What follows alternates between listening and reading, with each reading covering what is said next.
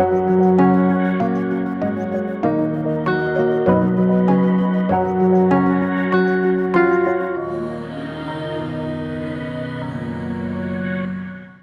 മാതാവിനും തിരുക്കുമാരനും കോടാനുകോടി നന്ദി.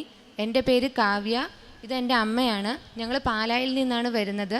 ഞാൻ ആദ്യമായി ഉടമ്പടി എടുക്കുന്നത് 2024 ജൂൺ മാസം 22-ാം തീയതിയാണ്. അതിന് മെയ് മാസം മുമ്പ് അമ്മ 18-ാം തീയതി വന്ന് ഉടമ്പടി എടുത്തു. ഞാൻ 2023 മുതൽ ജർമ്മൻ ലാംഗ്വേജ് പഠിക്കുന്നൊരു വിദ്യാർത്ഥിയാണ്. ഞാൻ ഉടമ്പടി എടുക്കുന്നതിന് മുമ്പ് 2 തവണ ഞാൻ ടെൽക്ക് എക്സാം എഴുതിയെങ്കിലും എനിക്കത് പാസ്സാവാൻ സാധിച്ചില്ല. ആ സമയത്താണ് എൻ്റെ അച്ഛയ്ക്കൊരു ഓപ്പറേഷൻ വരികയും അങ്ങനെ ഞങ്ങൾ ആകെ സങ്കടത്തിലായിരുന്ന സമയത്താണ് എൻ്റെ അമ്മയുടെ ഒരു ചേച്ചി, വീടിനടുത്തുള്ളൊരു ചേച്ചി പറയുന്നത്, കൃപാസനമുണ്ട്, അവിടെ പോയി നമുക്ക് ഉടമ്പടി എടുത്ത് പ്രാർത്ഥിക്കാമെന്ന് പറയുന്നത്. അതിനു മുമ്പ് തന്നെ ഞാൻ ഇൻസ്റ്റിറ്റ്യൂട്ടിൽ പഠിക്കുന്ന സമയത്ത് തന്നെ എനിക്ക് ജർമ്മൻ പത്രം കൃപാസനത്തിലേക്ക് കിട്ടുകയും ഞാനത് വായിക്കുകയും ഞാൻ ഓരോ വാക്കുകൾ അതിനകത്ത് ട്രാൻസ്ലേറ്റ് ചെയ്ത് പഠിക്കാൻ ഞാൻ ശ്രമിച്ചിട്ടുണ്ട്. പക്ഷേ എന്നാലും ഞാനൊരു നോൺ ക്രിസ്ത്യൻ ആയതുകൊണ്ട് തന്നെ എനിക്ക് ഇവിടെ വരണമെന്നോ ഉടമ്പടി എടുക്കണമെന്നോ ഞാൻ കൂടുതൽ എഫേർട്ട് ഇട്ടിട്ടില്ലായിരുന്നു. പക്ഷേ എല്ലാവരെ പോലെ നമുക്ക് നമ്മുടെ എല്ലാ കാര്യങ്ങളും 0 ആയി കഴിഞ്ഞപ്പോഴാണ് ഞാനും ഇവിടെ വന്ന് ഉടമ്പടി എടുത്തത്. അത് കഴിഞ്ഞ് ഉടമ്പടി എടുത്തു കഴിഞ്ഞ് പിറ്റേ മാസം എനിക്ക് ട്രിവാൻഡ്രത്ത് വെച്ച് എനിക്ക് ഗോയിത്തയിൽ 4 മൊഡ്യൂളിന് ഡേറ്റ് കിട്ടി. ഞാൻ ബ്ലെസ്സിങ്ങിനായിട്ട് ജോസഫസിനെ വന്ന് കാണുകയും ചെയ്തു. എക്സാമിനായിട്ട് ഞാൻ പോയി അവിടെ ഉപ്പിട്ട് പ്രാർത്ഥിക്കുകയും കാശ് രൂപം വെച്ചാണ് ഞാൻ എക്സാമിന് കയറുകയും ചെയ്തത്. ചെന്ന് എനിക്ക് ലിസണിങ്ങും റീഡിങ്ങും റൈറ്റിങ്ങും സ്പീക്കിങ്ങും ആയിരുന്നു ഉണ്ടായിരുന്നത്. ഞാൻ 4 എക്സാമും കഴിഞ്ഞു. എനിക്ക് സ്പീക്കിങ് ഞാൻ എന്തായാലും പാസ്സാവുമെന്ന് എനിക്ക് ഉറപ്പായിരുന്നു. ഞാൻ വീട്ടിൽ വന്നിട്ട് ഞാൻ പറഞ്ഞു, ഏത് എക്സാം തോറ്റാലും സ്പീക്കിംഗ് എന്തായാലും ഞാൻ ജയിക്കുമെന്ന് ഞാൻ അച്ഛയോടും അമ്മയോടും ഞാൻ വീട്ടിൽ വന്നപ്പോൾ പറഞ്ഞു. പക്ഷേ 30 ദിവസം കഴിഞ്ഞ് റിസൾട്ട് വന്നപ്പം ഞാൻ സ്പീക്കിങ്ങിന് തോറ്റുപോവുകയും എനിക്ക് റൈറ്റിംഗ് ഞാൻ പാസ്സാവുകയും ചെയ്തു. അത് കഴിഞ്ഞ് ഞാൻ സ്പീക്കിങ്ങിന് അത് കഴിഞ്ഞ് എനിക്ക് ഒന്നും കൂടെ ഡേറ്റ് കിട്ടി. കൊച്ചിയിലായിരുന്നു ഡേറ്റ് കിട്ടിയത്. ഉച്ച കഴിഞ്ഞായിരുന്നു എനിക്ക് എക്സാം. അങ്ങനെ ഞാൻ സ്പീക്കിങ്ങിന് വേണ്ടി ഞാൻ തന്നെയാണ് പോയത് കൊച്ചിയിൽ. അപ്പോൾ ഞാൻ അവിടെ വെയിറ്റ് ചെയ്തിരുന്ന സമയത്ത് എല്ലാ പിള്ളേരും ഓരോ 2 ടൈലാണുള്ളത്. ആ 2 ടൈൽ അങ്ങോട്ടും ഇങ്ങോട്ടും ഡിസ്കസ് ചെയ്ത് എക്സാമിന് പഠിക്കുകയോ ഒക്കെ ചെയ്യുന്നുണ്ടായിരുന്നു. പക്ഷെ ഞാൻ മാതാവിൻ്റെ കാശ് രൂപം പിടിച്ച് ഞാൻ ജപമാല ചൊല്ലിക്കൊണ്ട് ഞാൻ പറഞ്ഞു, മാതാവേ, എൻ്റെ മെറിറ്റിൽ എനിക്ക് ഒന്നും വേണ്ട, നിൻ്റെ ഗ്രേസിൽ എനിക്ക് തന്നാൽ മതി, എനിക്ക് അങ്ങനെ പാസ്സായാൽ മതി എന്ന് ഞാൻ മാതാവിനോട് പ്രാർത്ഥിച്ചു. അങ്ങനെ ഞാൻ എക്സാമിന് ഉച്ച കഴിഞ്ഞ് ഞാൻ ചെന്ന് കഴിഞ്ഞിട്ട് ഞങ്ങളിങ്ങനെ പേരൊക്കെ വിളിച്ച് ഓരോ കസേരയിലിരുത്തി. അപ്പം അന്ന് വരെ ഞാൻ ഇങ്ങനൊരു ഫ്രണ്ടിനെ കണ്ടിട്ടേ ഇല്ല. ഞാൻ എൻ്റെ അസീസിൽ നിന്നുള്ള ഒരു കുട്ടികളെയും ഞാൻ അവിടെ എക്സാമിന് ഞാൻ കണ്ടില്ല. പക്ഷേ ഒരു കൊച്ച് എൻ്റെ അടുത്ത് വന്നിട്ട് ഇങ്ങനെ ഓരോ ടോപ്പിക്സ് എന്നോട് പറയുകയാണ്. ഡിസ്കഷൻ ഇന്ന ടോപ്പിക്ക് റെഫർ ചെയ്തായിരുന്നോ, തേമ ഇന്നത് പറഞ്ഞായിരുന്നോ എന്നൊക്കെ എന്നോട് ഈ കൊച്ച് ചോദിച്ചു. അപ്പോൾ ആ കൊച്ച് പറഞ്ഞ തേമയെല്ലാം ഞാൻ ഏകദേശം നോക്കിയിട്ടുണ്ടെങ്കിലും ഈ കൊച്ച് പറഞ്ഞ ടോപ്പിക്കായി ഡിസ്കഷൻ ഞാൻ ചെയ്തിട്ടില്ലായിരുന്നു. അപ്പോൾ ഞാൻ ആ കൊച്ചിനോട് പറഞ്ഞു, ഞാനിത് നോക്കിയിട്ടില്ല, ബാക്കി എല്ലാം തന്നെ ഞാൻ നോക്കിയിട്ടുണ്ട്, ഇത് ഞാൻ നോക്കിയിട്ടില്ലല്ലോ എന്ന് പറഞ്ഞു. അപ്പോൾ ഈ കൊച്ചിനോട് പറഞ്ഞു, ഇതൊക്കെയാണ് പോസിറ്റീവ് വശങ്ങൾ, ഇതൊക്കെയാണ് നെഗറ്റീവ് ഇതിൻ്റെ കാര്യങ്ങൾ എന്ന് ഈ കൊച്ച് പറഞ്ഞു തന്നു. അപ്പോൾ ഞാൻ നോക്കിയപ്പോൾ എനിക്ക് പോസിറ്റീവ് വശം കുറച്ച് എനിക്കറിയാം, എന്തായാലും നെഗറ്റീവ് എനിക്ക് അറിയത്തില്ല. എന്നിട്ട് ഞാൻ ഈ കൊച്ചിനെ ആദ്യം എക്സാമിന് വേണ്ടി വിളിച്ച് പ്രിപ്പറേഷൻ ഹാളിലോട്ട് വിട്ടു. അത് കഴിഞ്ഞ് എൻ്റെയും എൻ്റെ പാർട്ട്ണറിനെയും വിളിച്ചു. ഞങ്ങൾ എക്സാമിന് പോയി. ഞാൻ ആ എക്സാമിന് കയറി അവിടെ പ്രിപ്പറേഷൻ ഹാളിൽ ഇരുന്നപ്പോഴത്തേക്കും ഈ കുട്ടി എൻ്റെ അടുത്ത് വന്ന് ഏത് ടോപ്പിക്കാണോ എന്നോട് പറഞ്ഞു തന്നു, ആ ടോപ്പിക്കായിരുന്നു എനിക്ക് ഡിസ്കഷൻ അവിടെ വന്നിട്ടുണ്ടായിരുന്നു. ഞാൻ ശരിക്കും അത്ഭുതപ്പെട്ടു പോയി. മാതാവ് ഇത് വന്ന് പറഞ്ഞു തന്ന പോലെയായിരുന്നു ആ ടോപ്പിക്ക്. അങ്ങനെ ഞാൻ എൻ്റെ 15 മിനിറ്റത്തെ എക്സാം പ്രിപ്പറേഷൻ കഴിഞ്ഞ് ഹാളിലോട്ട് എക്സാമിൻ്റെ റൂമിലോട്ട് 2 എക്സാമിനേഴ്സും ലേഡീസ് ആയിരുന്നു. അവർ നല്ല കൂളായിട്ട്, ഞങ്ങൾക്കൊരു എക്സാം മൂഡല്ലായിരുന്നു അവിടെ അവർ ഞങ്ങൾക്ക് തന്നു. പേരൊക്കെ ചോദിച്ച് നല്ല കൂളായിട്ട് അവർ ഞങ്ങൾക്ക് എക്സാം നടത്തി. ഫസ്റ്റത്തെ ടൈലായ തേമ പ്രസൻറ്റേഷൻ നടത്തി. അത് കഴിഞ്ഞിട്ട് ആരാദ്യം എക്സാം സ്റ്റാർട്ട് ചെയ്യുന്നോ അവർക്ക് ഇഷ്ടമുള്ള വശം നമുക്കത് ആ ടോപ്പിക്കിൻ്റെ പോസിറ്റീവ് വശം പറയാം, അല്ലെങ്കിൽ നെഗറ്റീവ് വശം പറയാം. അപ്പോൾ ആ കൊച്ച് വേഗം തന്നെ എക്സാം സ്റ്റാർട്ട് ചെയ്തു. എന്നിട്ട് ആ കൊച്ച് വേഗം പോസിറ്റീവ് വശമാണ് ഞാൻ പറയുന്നതെന്ന് പറഞ്ഞിട്ട് ആ കൊച്ച് പറയാൻ തുടങ്ങി. ഞാനപ്പം എൻ്റെ കയ്യിൽ നിന്ന് പോയി. അപ്പം ഞാൻ എൻ്റെ കയ്യിൽ കാശ് രൂപ ഉണ്ടായിരുന്നു. ഞാൻ മാതാവിനോട് പറഞ്ഞു, മാതാവേ, എൻ്റെ കയ്യിൽ നിന്ന് ഇത് പോയി, ഈ പരീക്ഷ ഞാൻ ഇനി ജയിക്കുകയില്ല, എനിക്കത് ഉറപ്പാണ്, അപ്പം നീ തന്നെ ഇടപെടണം എനിക്ക് എന്ന് പറഞ്ഞു. ഞാൻ അങ്ങനെ പറഞ്ഞ ആ സെക്കൻഡിൽ തന്നെ ആ എക്സാമിന് പറയുക, സ്റ്റോപ്പ് ദി എക്സാം എന്ന് പറഞ്ഞു. എക്സാമിന് സ്റ്റോപ്പ് ചെയ്യാൻ പറഞ്ഞു. എന്നിട്ട് പറയാം, ഇങ്ങനെയല്ല എക്സാം തുടങ്ങേണ്ടത്, കാവ്യ പോസിറ്റീവ് വശം പറയാൻ പറഞ്ഞു. അങ്ങനെ എനിക്ക് പോസിറ്റീവ് വശം പറയാനും ആ എക്സാം ഒരു തടസ്സവും കൂടാതെ നല്ല രീതിക്ക് എനിക്ക് പറയാനും പറ്റി. അപ്പം ഞാൻ മാതാവിനോട് വീട്ടിൽ വേണ്ടി ഞാൻ പ്രാർത്ഥിച്ചു, മാതാവ്, ഈ എക്സാം എനിക്ക് തോറ്റാലും എനിക്ക് വിഷമമില്ല, പക്ഷെ നിൻ്റെ പ്രസൻസ് എനിക്കവിടെ മനസ്സിലായി എന്ന് പറഞ്ഞു. അപ്പം 100ൽ 60 മാർക്ക് വേണം എക്സാം പാസ്സാവാൻ. അപ്പം ഞാൻ ഇങ്ങനെ തന്നെയാണ് പ്രാർത്ഥിച്ചുകൊണ്ടിരുന്നത്. എനിക്ക് 160 മാർക്ക് മതിയെന്ന് പറഞ്ഞു. പക്ഷേ എൻ്റെ റിസൾട്ട് വന്നപ്പം എനിക്ക് 177 മാർക്കോടെ എൻ്റെ മാതാവ് എന്നെ പാസ്സാക്കി സ്പീക്കിങ്. അത് കഴിഞ്ഞ് 2 മൊഡ്യൂൾ വെച്ച് എൻ്റെ പ്രോസസ്സിങ് സ്റ്റാർട്ട് ചെയ്യാമെന്ന് ഞാൻ പഠിച്ച ഇൻസ്റ്റിറ്റ്യൂട്ടിൽ നിന്ന് പറഞ്ഞു.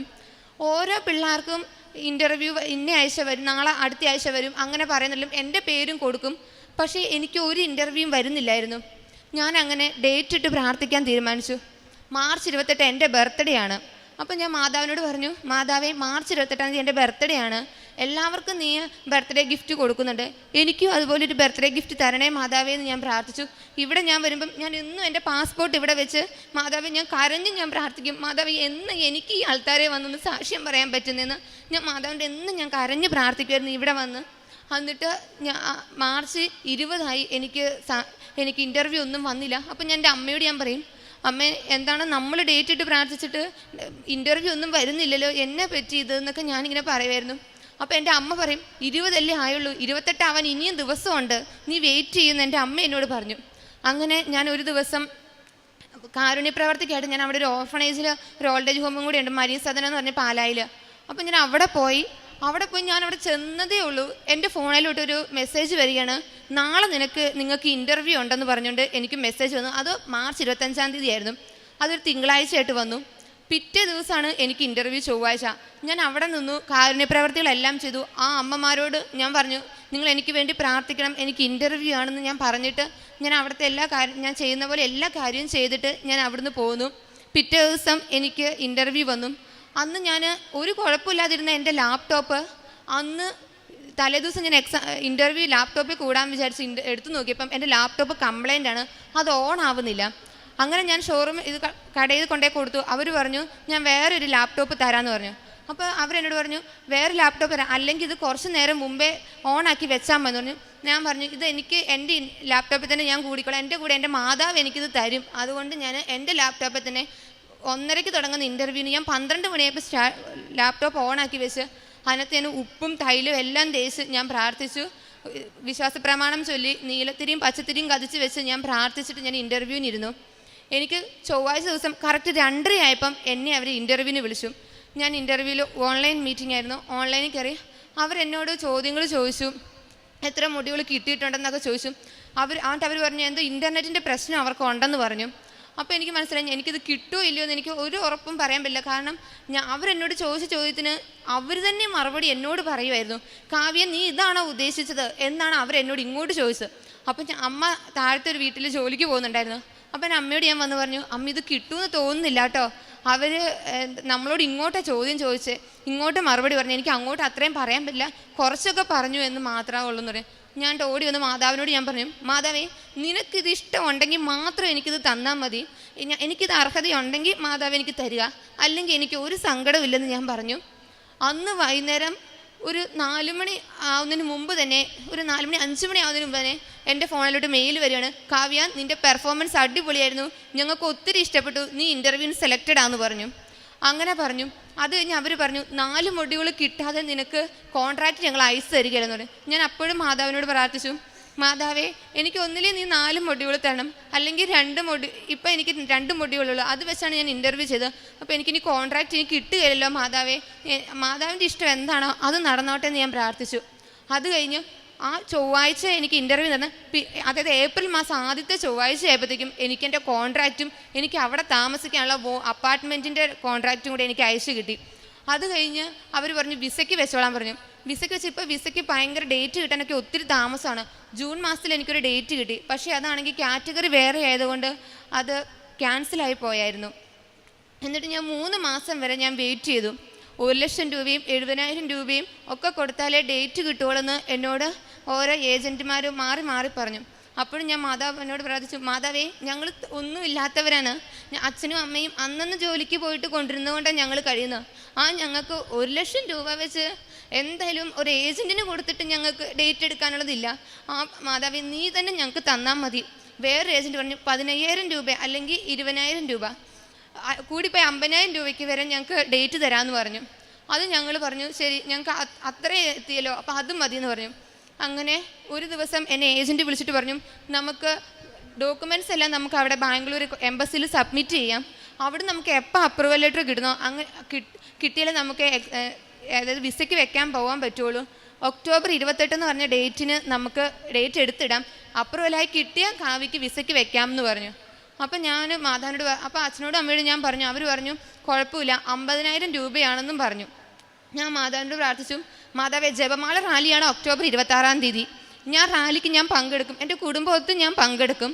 പക്ഷേ അപ്പം നീ എനിക്ക് ആ അപ്രൂവൽ ഒന്ന് ആക്കി തന്നാൽ മതി മാതാവേ. അപ്പോൾ ജപമാല റാലി കഴിഞ്ഞിട്ടായിരുന്നു VFSൽ അപ്പോയിൻമെൻറ്റ് കിട്ടുന്നതുകൊണ്ട് എനിക്ക് ഉറപ്പായിരുന്നു അത് എന്തായാലും മാതാവ് എനിക്ക് അപ്രൂവലാക്കി തരും എന്ന് ഞാൻ വിശ്വസിച്ചു. എന്നിട്ട് ഞാൻ ഒക്ടോബർ 13 തീയതി ഞാൻ ഉടമ്പടി എൻ്റെ 5ാമത്തെ ഉടമ്പടി പുതുക്കാൻ വേണ്ടി ഞാൻ ഇവിടെ വന്നു. അതിനു മുമ്പ് എല്ലാ ദിവസവും എനിക്ക് പാലായിൽ നിന്നൊരു ബസ്സുണ്ട്. 8:30 ഞാനിവിടെ കൃപാസനത്തിൽ വരും. പക്ഷേ അന്ന് മാത്രം എനിക്ക് ആ ബസ് മിസ്സായി. അങ്ങനെ ഞാൻ കോട്ടയത്ത് ചെന്നിട്ടാണ് ചേർത്തലയ്ക്ക് ബസ് കയറുക. അപ്പോൾ ഒരു ചേച്ചി കണ്ടക്ടറിനോട് ചോദിക്കുകയാണ്, കൃപാസനത്തിലോട്ട് പോകുമോ എന്ന് ചോദിച്ചു. അപ്പോൾ ആ കണ്ടക്ടർ പറഞ്ഞു ഇല്ല, ചേർത്തലയിൽ ചെന്നിട്ട് പോകണമെന്ന് പറഞ്ഞു. അപ്പോൾ ഞാൻ ആ ചേച്ചിയോട് പറഞ്ഞു, ചേച്ചി ഞാൻ കൃപാസനത്തിലോട്ട് പോകുന്ന, ചേച്ചി ഇങ്ങോട്ട് പോരെന്ന് പറഞ്ഞു. എന്നിട്ട് ആ ചേച്ചി എൻ്റെ അടുത്ത് വന്നിരുന്നു. ഞങ്ങൾ 2 പേരും കൂടിയാണ് ഇവിടെ വന്ന് ഉടമ്പടി പുതുക്കാൻ കയറിയതും ക്ലാസ് അറ്റൻഡ് ചെയ്തതും എല്ലാം ഞങ്ങൾ ചെയ്തു. എന്നിട്ട് ഞങ്ങൾ ഉടമ്പടി അവിടെ പുതുക്കുന്നിടത്ത് സീൽ ചെയ്യാൻ പോയപ്പം അവിടെ ഒരു സാറ് എല്ലാവർക്കും ഇങ്ങനെ എന്തുകൊണ്ടാണ് നമ്മുടെ ഉടമ്പടി ലാഗ് ചെയ്യുന്നത്, അവിടെ ക്ലാപ്പ് ഫില്ല് ചെയ്യുന്നൊക്കെ ഉണ്ട്. അപ്പോൾ ഞാൻ വിചാരിച്ചു ഞാനൊരു നോൺ ക്രിസ്ത്യൻ ആണല്ലോ, അപ്പോൾ എനിക്കൊരു ക്ലാപ്പ് ഫില്ല് ചെയ്യാൻ അങ്ങനെയൊന്നും എനിക്കില്ല.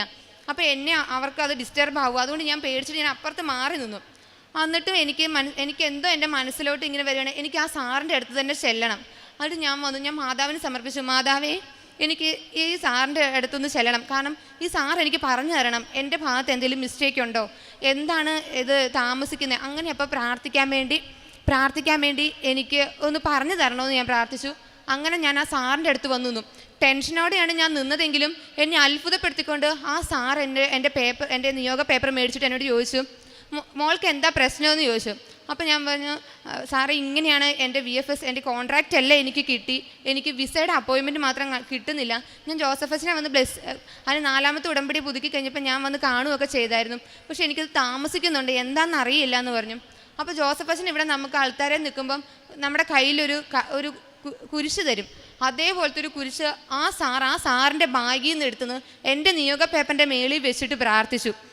എന്നോട് ഏശയ പ്രവാചകൻ്റെ ഒരു വചനം പറഞ്ഞ് ആ സാറ് പ്രാർത്ഥിച്ചു. കണ്ണടച്ചതിന് ശക്തമായിട്ട് ആ സാറ് പ്രാർത്ഥിച്ചു. അപ്പോഴത്തേക്ക് എൻ്റെ പകുതി ടെൻഷൻ എനിക്ക് അവിടെ മാറി.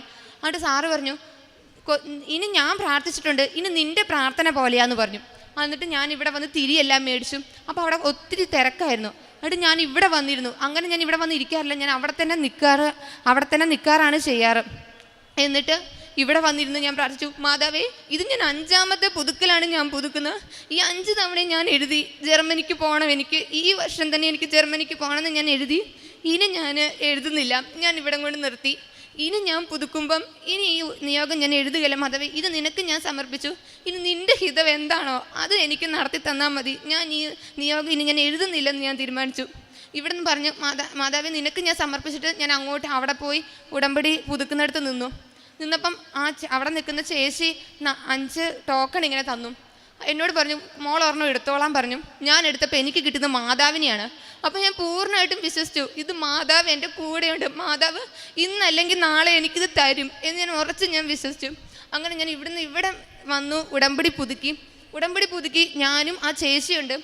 ആ ചേച്ചിയുടെ ഒപ്പം ഞാൻ ഭക്ഷണമൊന്നും കഴിച്ചില്ല. 3 മണി ആവാറെ ഞങ്ങൾക്ക് ബസ് അവിടെ നിന്നുള്ളതുകൊണ്ട് ഞാൻ റോഡിൻ്റെ ഓപ്പോസിറ്റ് നിന്നപ്പോഴത്തേക്കും എൻ്റെ ഏജൻസിയിൽ നിന്ന് വിളിച്ചു, മോനെ ഒരു OTP വന്നിട്ടുണ്ടോ എന്ന് ചോദിച്ചു. ഞാൻ പറഞ്ഞു, ഇല്ല മേഡം എനിക്കൊന്നും വന്നിട്ടില്ല. ഇപ്പം ഞാൻ മാതാവിനോട് പറഞ്ഞു, അമ്മേ നിൻ്റെ മണ്ണിലാണ് ഞാൻ നിൽക്കുന്നത്, ഇവിടുന്ന് സങ്കടപ്പെട്ടു പോകാൻ എനിക്ക് പറ്റരുത്, അമ്മ കാത്തോണമെന്ന് പറഞ്ഞു. ഞാൻ ബസ്സിൽ കയറി. ഇവിടുന്ന് ഇടയാടെന്ന് പറഞ്ഞ സ്ഥലം പോലും എത്തിയില്ല. അതിനു മുമ്പ് എൻ്റെ ഏജൻറ്റ് വിളിച്ചു, മോനെ അപ്രൂവൽ ആവാതിരുന്ന എല്ലാ ഡോക്യുമെൻറ്റ്സും അപ്രൂവലായി, നമുക്ക് ഒക്ടോബർ 28 തീയതി നമുക്ക് വിസയ്ക്ക് വെക്കാൻ പോവാമെന്ന് പറഞ്ഞു. അപ്പോഴത്തേക്കും ഞാൻ വീട്ടിൽ വിളിച്ച് പറഞ്ഞു, അമ്മ ഇങ്ങനെ അപ്രൂവലായി. അപ്പോൾ എല്ലാവരും അച്ഛയും അമ്മയും പറഞ്ഞു, ഇത് മാതാവ് തന്നു തന്നെയാണ്, നിനക്ക് ഒന്നുകൊണ്ടും വിഷമിക്കേണ്ടെന്ന് പറഞ്ഞു. അത് കഴിഞ്ഞ് കുറച്ച് ദൂരം മുമ്പോട്ട് പോയി കഴിയുമ്പം അവിടെ നിന്ന് ഒന്നും കൂടെ വിളിച്ചു, മോനെ നമുക്ക് ഒക്ടോബർ 28 വരെ നോക്കി നിൽക്കാൻ പറ്റത്തില്ല, നമുക്കൊരു ഒക്ടോബർ 16 തീയതി തന്നെ നമുക്ക് വിസയ്ക്ക് സബ്മിറ്റ് ചെയ്യും. ഞാനിവിടെ പുതുക്കാൻ വന്നത് ഒക്ടോബർ 13 തീയതിയാണ്. അന്ന് തന്നെ എനിക്ക് ഒക്ടോബർ 16 തീയതി ബാംഗ്ലൂരിൽ എനിക്ക് VFSൽ അപ്പോയിൻമെൻറ്റ് കിട്ടി. അപ്പം ബാംഗ്ലൂർ ഞാൻ ആദ്യമായിട്ട് പോകുന്ന സ്ഥലം, എൻ്റെ അച്ഛൻ പോയിട്ടില്ല, ഞങ്ങൾ ആരും തന്നെ പോയിട്ടില്ല. എങ്ങനെ ബുക്ക് ചെയ്യുന്നു, എങ്ങനെ ബസ് ബുക്ക് ചെയ്യുന്നു, എങ്ങനെ ട്രെയിൻ ബുക്ക് ചെയ്യണമെന്ന് പോലും എനിക്കൊന്നും അറിയത്തില്ല.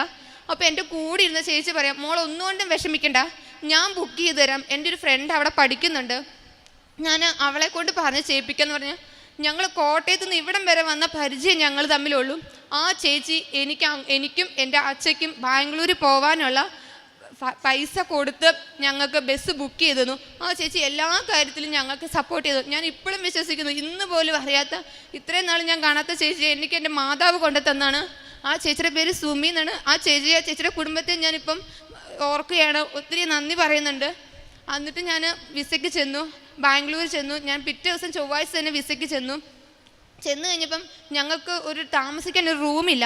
ഞങ്ങളിങ്ങനെ ഗൂഗിളിലൊക്കെ നോക്കിക്കഴിഞ്ഞപ്പം ഒരാൾക്ക് 1500 രൂപയും 1800 രൂപയും ഒക്കെയാണ് അവർ പറഞ്ഞത്. അപ്പം ഞങ്ങൾക്ക് അത് അത്ര അഫോർഡബിൾ ആയിരുന്നില്ല. എന്നിട്ട് ഞങ്ങളിങ്ങനെ തപ്പി അന്വേഷിച്ച് നടന്നു. അങ്ങനെ ഞങ്ങൾക്കൊരു അപ്പാർട്ട്മെൻറ്റ്, ഇങ്ങനെ ഒരു ഹോട്ടൽ പോലെ ഇങ്ങനെ റൂം കൊടുക്കുന്നുണ്ടായിരുന്നു, ഫാമിലിക്കായിട്ട് താമസിക്കാൻ പറ്റുന്ന പോലെ. എന്നിട്ട് ഞങ്ങൾ അപ്പം അച്ഛൻ പറഞ്ഞു, നമുക്ക് ഇവിടെ ഒന്ന് ചോദിച്ച് നോക്കാം, അവരെന്താ പറയുന്നതെന്ന് നമുക്കറിയാലോ, ഒന്ന് ചോദിച്ച് നോക്കാം. ഞാനും അച്ഛയും കൂടെ അവിടെ ചെന്നു. അപ്പോൾ ചെന്നപ്പം ആ ചേട്ടൻ ഒരു കരിനീല ഒരു ബ്ലൂ കളർ ബനിയനും ഒരു ഷോർട്ട്സൊക്കെ ഇട്ട്, ഇങ്ങനെ പാൻറ്റ് പോലത്തെ ഒരു ഷോർട്ട്സൊക്കെ ഇട്ട് നിൽക്കുന്നു ആ ചേട്ടൻ. എന്നിട്ട് ആ ചേട്ടനോട് ഞങ്ങളിങ്ങനെ പറഞ്ഞു, ഞങ്ങൾക്ക് നാളെ VFSൽ അപ്പോയിൻമെൻ്റ് ഉണ്ട് ബാംഗ്ലൂരിൽ, അപ്പോൾ അതിന് വേണ്ടി വന്നാൽ ഞാനും അച്ഛയേ ഉള്ളൂ എന്ന് പറഞ്ഞു. അപ്പോൾ ആ ചേട്ടൻ ഞങ്ങളോട് പറഞ്ഞത്, 1000 രൂപ തന്നാൽ മതി, നിങ്ങൾ 1000 രൂപ തന്നാൽ നിങ്ങൾ 2 പേരും ഇവിടെ താമസിച്ചോ, നിങ്ങൾക്ക് ഇന്നത്തെ ഫുള്ള് ഭക്ഷണവും നാളെ രാവിലെ നിങ്ങൾ ഭക്ഷണം കഴിച്ചിട്ട് നിങ്ങൾ VFSലോട്ട് പോയാൽ മതി എന്ന് ആ ഓണർ ഞങ്ങളോട് പറഞ്ഞു. അങ്ങനെ ഞങ്ങളവിടെ അന്ന് സ്റ്റേ ചെയ്തു. പിറ്റേ ദിവസം അന്ന് സ്റ്റേ ചെയ്ത സമയത്ത് ഏജൻറ്റിൽ നിന്ന് വിളിക്കുകയാണ്. അതായത് ഞങ്ങൾ 16-ാം തീയതിയാണ് അപ്പോയിൻമെൻറ്റ് ചെല്ലുന്നതിലും 15-ാം തീയതി പോയ കൊച്ചിനെ അവിടെ കാറ്റഗറി മാറ്റി വെച്ചതിന് ഒത്തിരി നേരം പിടിച്ചു നിർത്തുകയും അപ്പോൾ എംബസിലോട്ട് കയറ്റാതിരിക്കുകയൊക്കെ ചെയ്തിട്ടുണ്ടായിരുന്നു. അപ്പോൾ എനിക്ക് ആകെ ടെൻഷനായി. അപ്പോൾ ഞാൻ മാതാവേ, അവിടെ ഞാൻ തിരിയും നേർച്ച വസ്തുക്കളായ ഉപ്പും തേനും തൈലും എല്ലാം ഞാൻ കൊണ്ടുപോയിട്ടുണ്ടായിരുന്നു. ഞാൻ എൻ്റെ അപ്പോയിൻമെൻറ്റ് ലെറ്ററിൽ, വിസയുടെ അപ്പോയിൻമെൻറ്റ് ലെറ്റർ ഞാൻ കുരിശിട്ട് പ്രാർത്ഥിച്ചു. അവിടെ ഞാൻ ഉപ്പും വെച്ച് ഞാൻ പ്രാർത്ഥിച്ചു, ജപമാല ഞാൻ ചൊല്ലി. ഞാൻ ഏശയ്യാ പ്രവാചകൻ്റെ പുസ്തകം 45-ാം അധ്യായം 2 മുതൽ 3 വരെ തിരുവചനങ്ങൾ, ഞാൻ നിനക്ക് മുമ്പേ പോയി മലകൾ നിരപ്പാക്കുകയും പിച്ചള വാതിലുകൾ തകർക്കുകയും ഇരുമ്പോടമ്പിൽ ഒടിക്കുകയും ചെയ്യും. നിന്നെ പേര് ചൊല്ലി വിളിക്കുന്ന ഇസ്രായേലിൻ്റെ ദൈവമായ കർത്താവ് ഞാനാണെന്ന് നീ അറിയേണ്ടതിന് അന്ധകാരത്തിലെ നിധികളും രഹസ്യത്തിൻ്റെ ശേഖരം നിനക്ക് ഞാൻ നൽകുന്നു. ഈ വചനത്തിൽ ഞാൻ ഉറച്ചു വിശ്വസിച്ചു. ഇത്രത്തോളം എൻ്റെ മാതാവ് എന്നെ എത്തിച്ചിട്ടുണ്ടെങ്കിൽ ഞാൻ അവിടെ ആ എംബസി കയറും, ഞാൻ വിസയ്ക്ക് സബ്മിറ്റ് ചെയ്യുമെന്ന് തന്നെ ഞാൻ വിശ്വസിച്ചു. ഞാൻ അവിടെ എംബസി ചെന്ന് കഴിഞ്ഞിട്ട് എനിക്ക് ഒരു കുഴപ്പമില്ലാതെ അവരെനിക്ക് എംബസിയിലോട്ട് കയറ്റി വിടുകയും എനിക്ക് വിസയ്ക്ക് വെക്കാൻ ടോക്കൺ നമ്പർ കിട്ടിയത് എനിക്ക് 7 ആയിരുന്നു. അപ്പം എന്നെ ഉറച്ച് വിശ്വസിച്ചു, ഇതെനിക്ക് എൻ്റെ മാതാവ് തന്ന, അമ്മ മാതാവ് ജീവനോടെ പ്രത്യക്ഷപ്പെട്ട ഡിസംബർ 7-ാം തീയതി. അപ്പോൾ ഈ 7 എന്നുള്ളത് എനിക്ക് എൻ്റെ മാതാവ് തന്നത് തന്നെയാണ്. അങ്ങനെ ഞാൻ അവരെന്നോട് ചോദിച്ചില്ല എന്തിനാണ് ജർമ്മനിക്ക് പോകുന്നതെന്നോ ഏത് കാറ്റഗറി ആണെന്നോ എന്താണ് അവിടെ ചെന്നിട്ട് ചെയ്യുന്നതെന്നോ ഒന്നും അവരെന്നോട് ചോദിച്ചില്ല.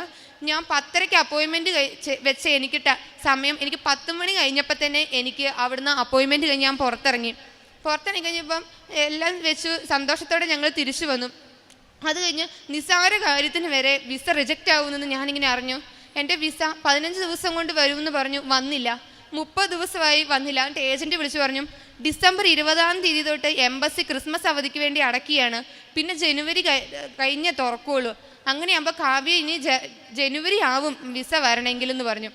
എന്നിട്ട് ഞാൻ മാതാവിനോട് പ്രാർത്ഥിച്ചു.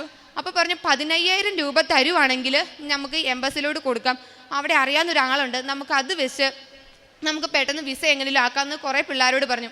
ഞാൻ പറഞ്ഞു, ഇത്രത്തോളം എന്നെ എത്തിച്ചത് എൻ്റെ മാതാവാണ്, അമ്മ മാതാവ് തന്നെ എനിക്ക് ഈശോയോട് പറഞ്ഞ് എൻ്റെ വിസ എനിക്ക് വാങ്ങിത്തരും, ഞാൻ കൊടുത്തില്ല. എന്നിട്ട് ഞാൻ ഇവിടെ വന്നു, ജോസഫസിനെ കണ്ടു. ജോസഫസിനോട് ഞാൻ പറഞ്ഞു, അച്ഛ ഇങ്ങനെയാണ് എന്നോട് പറഞ്ഞ 15,000 രൂപ കൊടുക്കണം എന്നാ പറഞ്ഞേ, എന്താ ഞാൻ ചെയ്യണമെന്ന് പറഞ്ഞു. അച്ഛൻ പറഞ്ഞു, നീ പ്രാർത്ഥിക്ക്, കിട്ടും എന്ന് പറഞ്ഞു. ഞാൻ ആ ഉറച്ച് വിശ്വസിച്ച് ഞാൻ ഇവിടുന്ന് പോയി. വിസ വന്നില്ല. ഓരോ ദിവസം ഞാൻ മാതാവിനോട് കരഞ്ഞ് പ്രാർത്ഥിച്ചു, മാതാവേ ഇനി ഞാൻ എന്ത് ചെയ്യും, ഇപ്പോൾ ജനുവരി ആയിക്കഴിഞ്ഞാൽ എംപ്ലോയർ വരണ്ടെന്ന് പറഞ്ഞാൽ ഞാൻ എന്ത് ചെയ്യും മാതാവേ, എനിക്ക് ഇത്രത്തോളം എത്തിച്ചത് നീയാന്ന് എനിക്ക് ഈ ആൾക്കാരെ വന്ന് സാക്ഷ്യം പറയണം, അതുകൊണ്ട് മാതാവേ നീ എനിക്ക് തരണമെന്ന് പറഞ്ഞു. അങ്ങനെ എനിക്ക് വ്യാഴാഴ്ച അവിടുന്ന് ഡിസ്പാച്ച് വന്നു. ഇന്നലെ സെക്കൻഡ് സാറ്റർഡേ എനിക്ക് എൻ്റെ വിസ കിട്ടി. എനിക്ക് ജർമ്മൻകാർ തന്നെ എനിക്ക് ടിക്കറ്റ് എടുത്തരാന്ന് പറഞ്ഞ് അവർ വ്യാഴാഴ്ചത്തിലോട്ട് പ്ലാൻ ചെയ്തെന്നാണ് എനിക്ക് ഇന്നലെ വന്ന മെസ്സേജ്. എനിക്ക് വിസ തന്ന് എൻ്റെ അമ്മ മാതാവിനും തിരുക്കുമാരനും കോടാനുകോടി നന്ദി പറയുന്നു.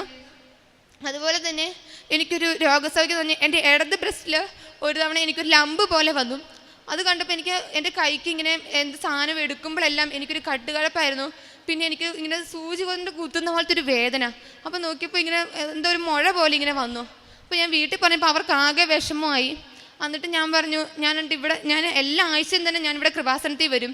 വന്നിട്ട് ഞാൻ മാതാവിനോട് പറഞ്ഞു, മാതാവേ, ഇതെന്ത് അസുഖമാണെന്നോ എന്താണെന്നോ ഒന്നും എനിക്കറിയത്തില്ല. ഇതെന്തായാലും ഞാനൊരു ആശുപത്രിയിലും പോവുകയില്ല.